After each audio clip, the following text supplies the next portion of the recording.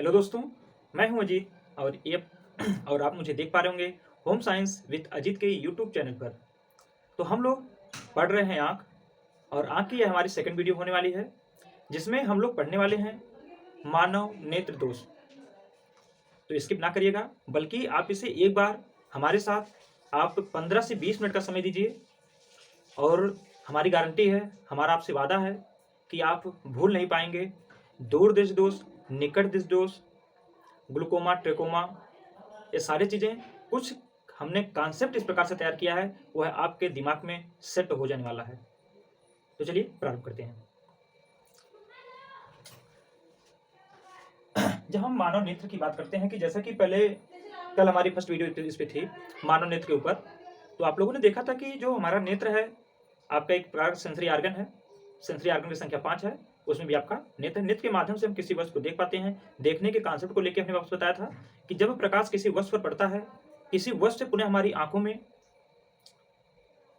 पड़ता है, आंखों में प्रवेश करता है और हम किसी वस्तु को देख पाते हैं। तो इसके कॉन्सेप्ट था। लेकिन जब उसी आंख में कोई दोष आ जाए, आपको पता है कि आंखों के स्वास्थ्य के लिए आपकी विटामिन ए अति आवश्यक है।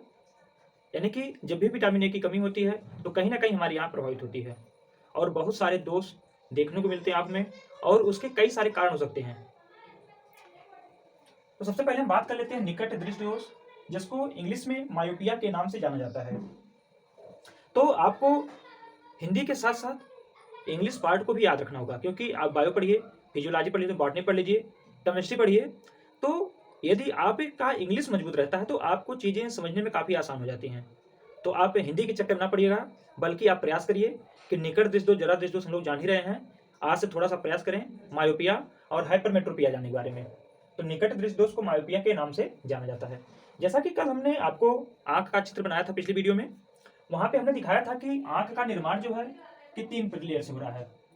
3 लेयर में जिस लेयर के माध्यम से हम किसी वस्तु को देख पाते हैं वह आपका है रेटिना। रेटिना की बात आती है कि जब प्रकाश का प्रतिबिंब रेटिना पर पड़ता है तब हम किसी वस्तु को देख पाते हैं। तो रेटिना की अहम भूमिका है। और रेटिना में भी हमने देखा था आपका एक येलो स्पॉट, जिसपे यानी कि येलो स्पॉट पर जब किसी वस्तु का प्रतिबिंब बनता है तो हमें कोई भी वस्तु सबसे स्पष्ट दिखाई देती है। इसके साथ ही साथ कि किसी भी वस्तु को स्पष्ट देखने के लिए आंख से मिनिमम जो दूरी हुआ करती है वह आपकी होती है 25 सेंटीमीटर। वहीं पर जब मिनिमम की बात हो गई, वहीं पर जब आपसे मैक्सिमम की बात करता है, कितनी दूरी मैक्सिमम हो जिससे हम किसी वस्तु को स्पष्ट देख पाते हैं, तो आपकी दूरी इनफाइनाइट होती है, अनंत होती है। तो सिर्फ आपका मिनिमम है जो कि आपका 25 सेंटीमीटर है और आपसे बार बार पूछता है। चलिए अब देखते हैं कि आपको पता है कि हमारी ये आंख है, आंख की संरचना है, यहाँ पर आंसू ग्रंथियां पाई जाती हैं, यहाँ पे रेटिना है। यहाँ से जब कोई भी प्रकाश, जैसे कि हमने एक टार्च ले लिया, टार्च हमने लिया, टार्च टार्च से निकल रहा है प्रकाश। जब यहाँ से प्रकाश जाता है, आपकी आंखों में प्रवेश करता है, आपको पता है कि आंख में यहाँ पे आपका लेंस पाया जाता है। और आपको पता होगा कि लेंस जो है 2 प्रकार का है। नॉर्मली हम लोग देखते हैं कि एक आपका होता है अवतल, एक होता है आपका उत्तल। लेकिन आंखों में जो पाया जाने वाला आपका लेंस है यह उत्तल लेंस होता है। आपसे क्वेश्चन पूछ सकता है कि आंखों में कौन सा लेंस पाया जाता है, तो उत्तल, ना कि अवतल। उत्तल लेंस पाया जाता है।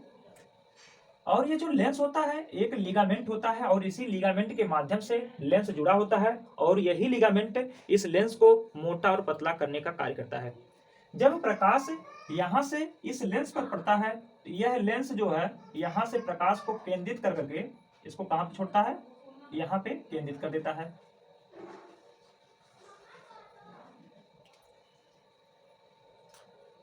आपको पता है कि जो हमारा उत्तल लेंस हुआ करता है वह प्रकाश को बटोरने का काम करता है, इसीलिए इसे अभिसारी लेंस कहते हैं। अभिसारी यानी कि प्रकाश को इकट्ठा करने का काम करता है, अभिसारी लेंस।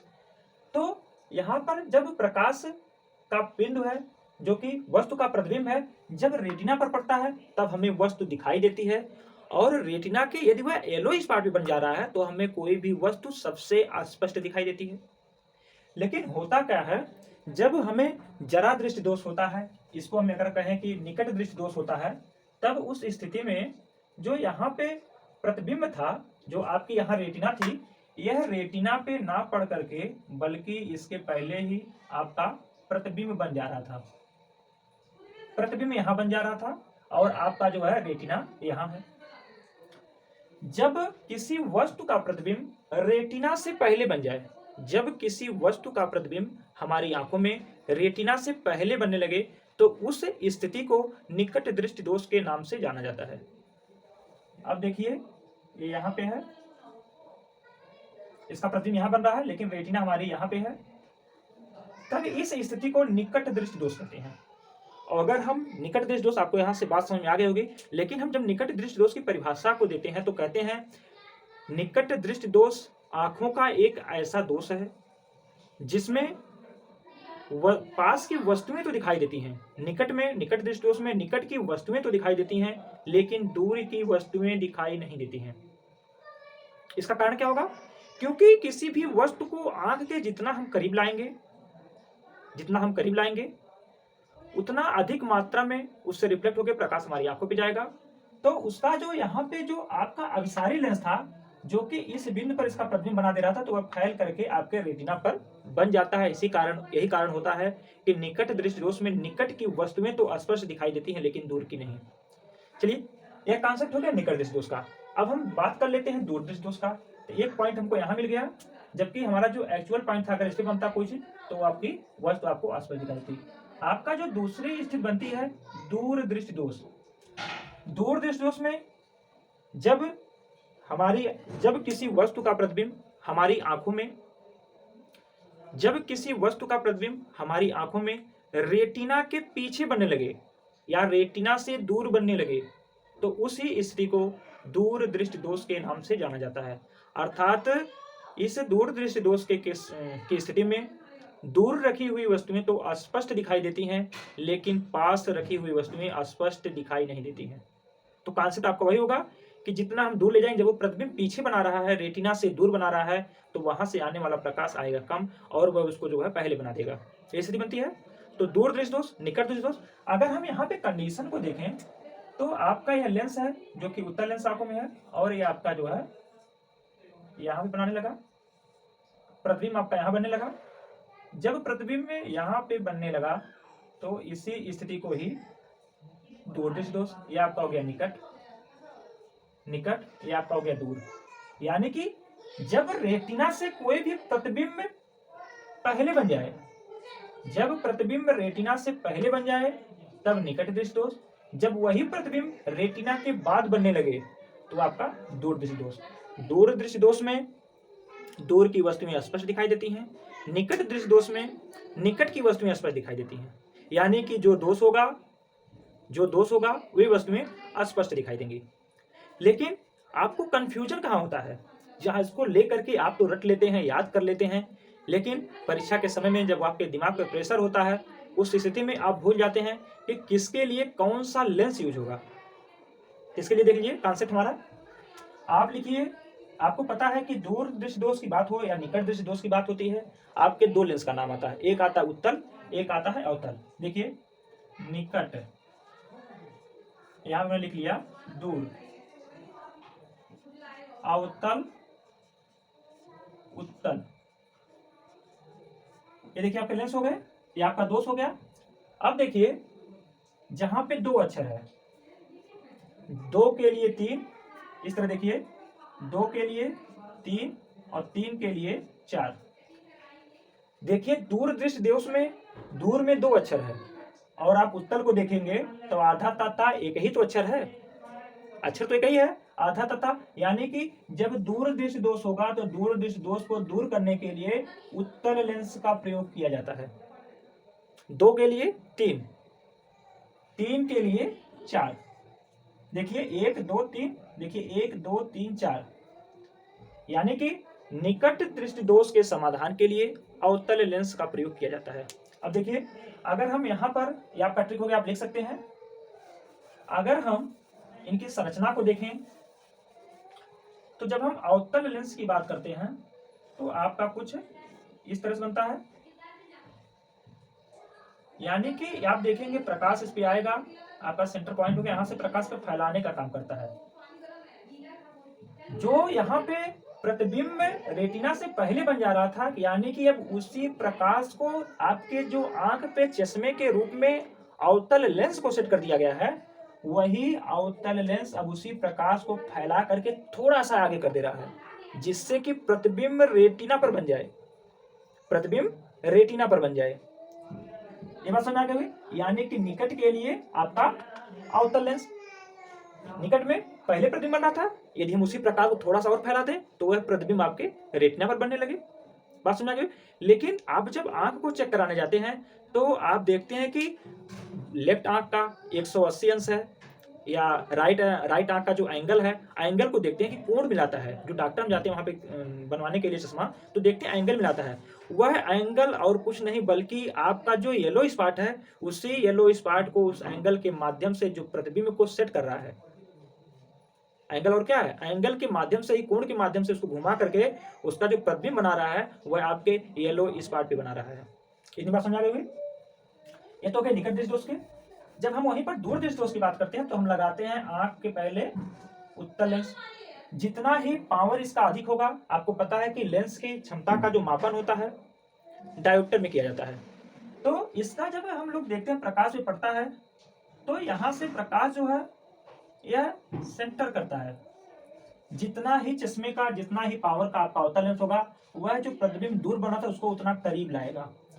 तो यानी कि जिनमें रेटिना से जितना दूरी पर बन रहा था प्रतिबिंब, तो उसको उतना ही अधिक पावर का आपका उत्तल लेंस लगेगा। चलिए, यह चीज आपको कंफर्म हो गई होगी और आप लोगों ने ट्रिक के माध्यम से देखा कि किसके लिए कौन सा लेंस यूज होगा। अब हम लोग देखेंगे अविंदुकता। जिसी अविंदुकता को ही एस्टिग्मेटिज्म के नाम से जाना जाता है, एस्टिग्मेटिज्म के नाम से जाना जाता है। एस्टिग्मेटिज्म या अविंदुकता एक आंखों की ऐसी समस्या है, आंखों की ऐसी समस्या है जिसमें क्षैतिज वस्तुएं तो दिखाई देती हैं। अगर कोई भी वस्तु है क्षैतिज है, क्षैतिज है तो हमें तो दिखाई देती है, लेकिन वहीं पर अगर कोई वस्तु ऊर्ध्वाधर है, यानी कि ऐसे है, ऊर्ध्वाधर है, लॉन्गिट्यूडिनल है, ऊर्ध्वाधर है, वह वस्तु हमें नहीं दिखाई देती है। आदमी सीधा जा रहा है, क्षैतिज है, उसको देख लिया, देख करके हट गया, लेकिन कोई ऊर्ध्वाधर खड़ी है, उसको देख नहीं पाता है और जाकर उससे टक्कर खा जाता है। टक्कर खाने की वजह से कहीं लगता है नाक उक सब फूट गई। यही आपकी अविंदुकता है, यानी एक ऐसे बिंदु जिसको वह देख नहीं पाता, वह बिंदु आपका है ऊर्ध्वाधर। चलिए, एक समस्या होगी। वहीं पर जब हम जरा दृष्टि दोष की बात करते हैं, जरा दृष्टि दोष जिसे प्रेस बायोपिया के नाम से जाना जाता है, प्रेस बायोपिया। जरा दृष्टि दोष आप लोग देखते हैं कि जो जरा दृष्टि दोष हुआ करता है, यह एज के साथ देखने को मिलता है, यानी कि उनमें निकट दृष्टि दोष के साथ साथ दूर दृष्टि दोष की भी समस्या को देखा जाता है। जरा दृष्टि दोष में की बात करेंगे तो इसमें बाइफोकल लेंस का प्रयोग किया जाता है। अब आपके दिमाग में आ रहा है बाइफोकल लेंस क्या होता है। आप लोग जब बाइफोकल लेंस की बात करते हैं तो आप लोग देखते हैं कि जो गांधी जी का चश्मा बना होता है, देखिए छोटा बड़ा हो गया, लेकिन यह वास्तव में बराबर होता है। तो ये गांधी जी का चश्मा हो गया।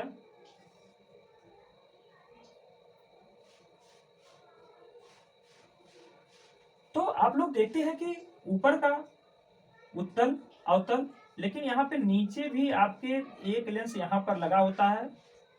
और ये जो बाइफोकल लेंस हुआ करता है, जब निकट की वस्तुएं को देखना होता है, न्यूज़पेपर को पढ़ना होता है, किताब को पढ़ना होता है, तब व्यक्ति ये जो नीचे का जो लेंस लगा होता है इससे पढ़ता है, और जब दूर की वस्तुएं देखनी होती हैं तो इस ऊपर वाले भाग से वह देख लेता है। यानी कि एक चश्मे में ही, चश्मे के एक शीशे में ही दो प्रकार के लेंसों का समायोजन, चश्मे के एक ही शीशे में दो प्रकार के लेंसों का समायोजन ही आपका बाइफोकल लेंस कहलाता है। यह किसमें यूज होगा? आपका जरा दृष्टि दोष। बात समझ आ गई होगी। वृद्धावस्था में लगभग 40 वर्ष के बाद देखा जाता है।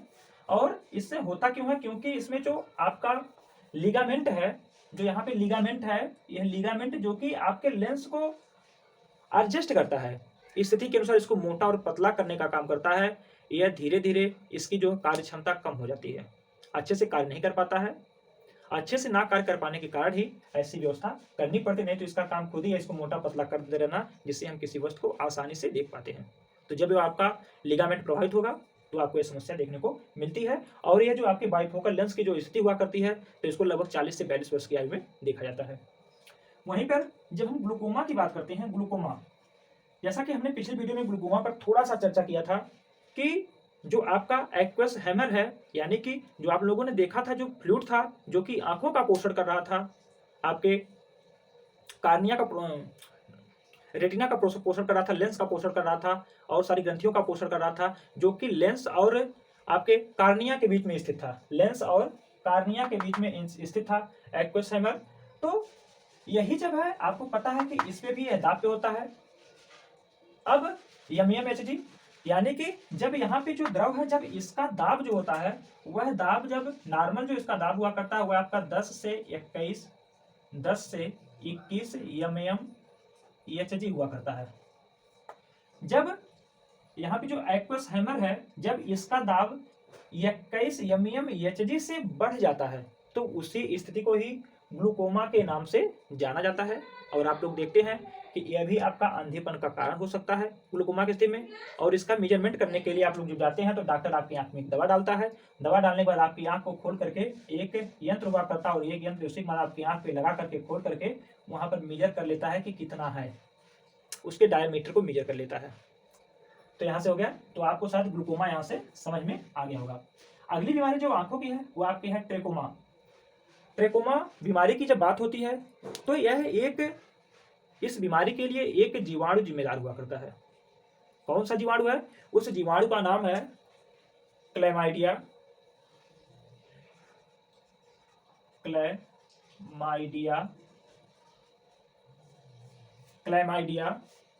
ट्रैकोमैटिस।